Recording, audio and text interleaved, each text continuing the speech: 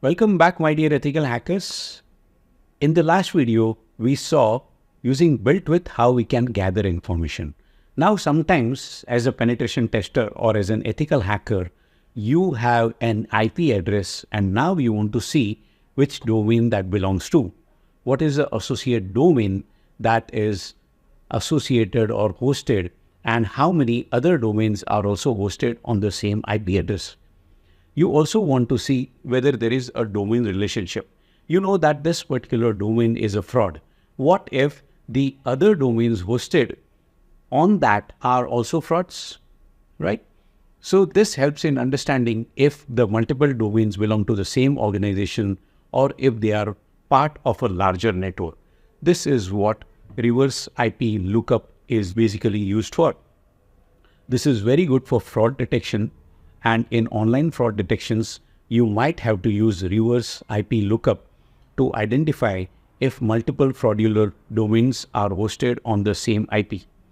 This can help easily in tracking down the networks of fraudulent websites and taking the action to shut them down.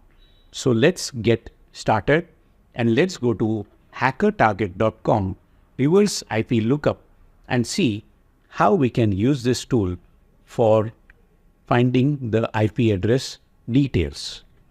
So we'll go to, we paste that.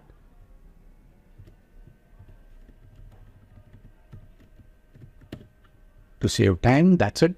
You could have typed that manually also. HackerTarget.com reverse IP lookup. The very first website. So you go here and enter the IP address. So let's check out udemy.com.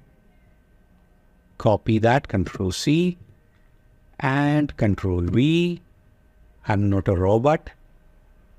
And this is a lovely website that gives you the DNS records of the IP address. Let's get started. Let's click over here.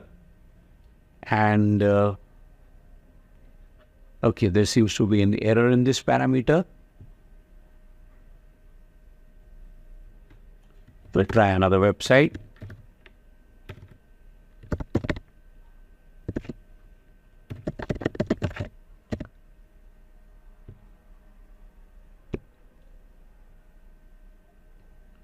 And there you can see that these are the other websites that are hosted on the same platform as certifiedhacker.com.